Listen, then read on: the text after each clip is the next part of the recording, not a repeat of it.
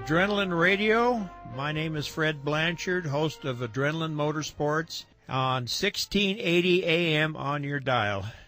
This evening we have an in-studio guest, Gary Richards from Bonneville fame, and we're going to have some conversation with him and regarding projects and when everything started in the early years of land speed racing. The uniqueness of our guest tonight is that it wasn't a four-wheel vehicle that he ran. It was a motorcycle, too. What I wanted to find out a little bit about was this innovative engine that you're talking about. Maybe you can shed a little light on that. You say it was variations of this particular motor that was out there in the early days. That era was what, in the 30s, did you say? I was in the 30s, right in the transition when Ford was going from 21 to 24 studs. That would be in 1938. And that's the amount of the studs that attach the heads to the engine block, right? That's correct. Okay. And then, now, that was something that he was affiliated with the fellow by the name of Dixon, is it correct? Well, that's, as I understand it, according to Kong Jackson, there were the four different variations. I have no evidence as to which ones were run in the car. None of the photographs really show the engine. The only thing, when my dad passed, my aunt had in storage in her garage several of his items, photographs, and some of the stuff was this one cylinder head, which I now have, which I, with the help of Rudy Ramos, who was an early racer, he helped me reverse engineer and build the patterns so that I could have a set for myself. Well, Rudy Ramos was in boat racing, wasn't he? He was, but he also was on the cover of one of the earlier hot rod magazines. He had a pretty fast track roadster.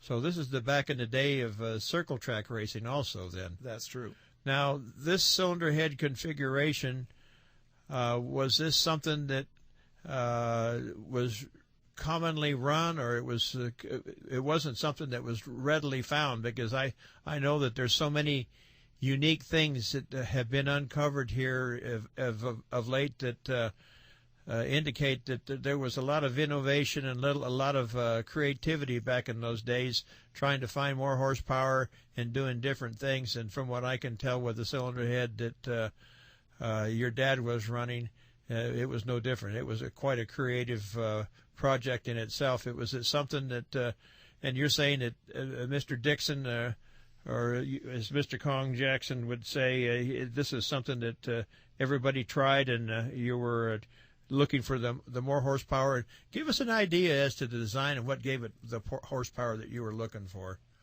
Well, it isn't unusual.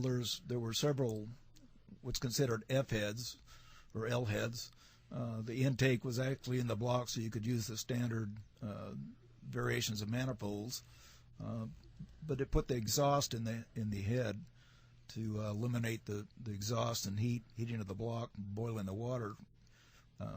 The stock flathead has the exhaust ports between the cylinders and down in the water jacket. So that's what created, with the stock flathead Ford, that's what created the heat under great amounts of load, in other words. Well, that's as I understand, that's one of the biggest problems, is just you're sending the exhaust down through between the cylinder walls. I see. And this cylinder head that the Dixon had eliminated the exhaust in another manner. So basically it had a set of valves on top of the head, in other words. Exactly. And it just dumps the heat right out with a short exhaust port. Wow.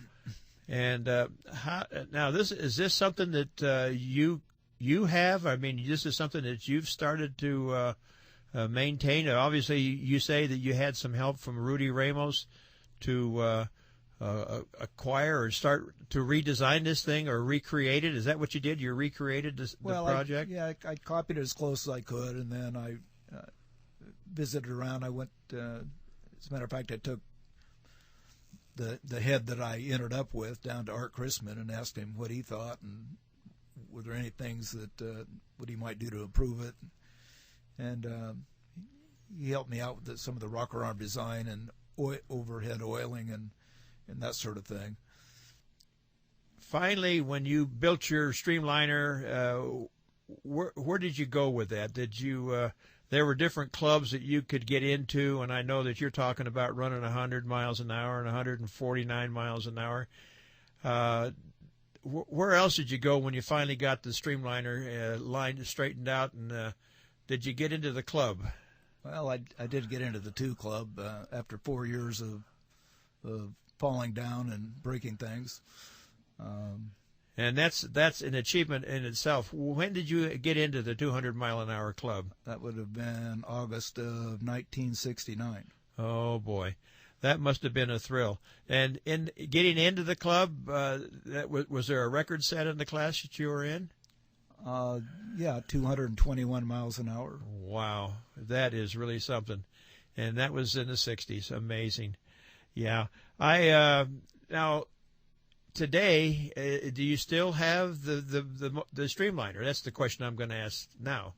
No, I certainly don't. I started looking forward after we did that.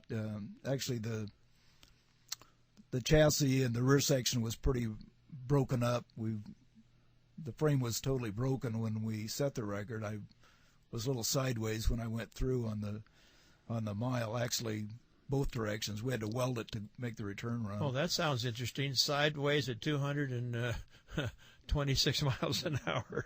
Yeah, so that was. Yeah, you're right. That was a little exciting. Yeah, to say the least. But you say you broke the chassis in the process, huh? Well, that's probably one of the hardest things on any motor vehicle is the trailering. And our trailer really wouldn't stand up to any modern standards. It was made on a budget, a sheet of plywood and a couple of 1x2 steel tubes. Well, they travel a little bit different today, Gary. I will tell you absolutely. Folks have a little bigger budget than $200. Yeah. Well, I think that I could talk about some of that myself and other venues that I was involved in drag racing, for an example. Open wheel trailer, single axle, and 15 gallons of nitro in the back end of your station wagon hauling your kids around. That wasn't a very bright thing to do, but we didn't know any better in those days. Well, that's right. That was acceptable in those days. Yeah. Did you sell the chassis as it was, or after you repaired it, or what happened there? Well, I stretched it and was building a new body for it, and Triumph at the time had just gone out of business, so I wasn't going to get any sponsorship, and there weren't any more Triumph parts really to be had. I pursued Harley Davidson and other sponsors, but no one was interested at the time. And Don Vesco offered to buy the project, and that's what he did. I guess. So it went down the highway, is what you're telling me. It went down the highway with my wife's blessing.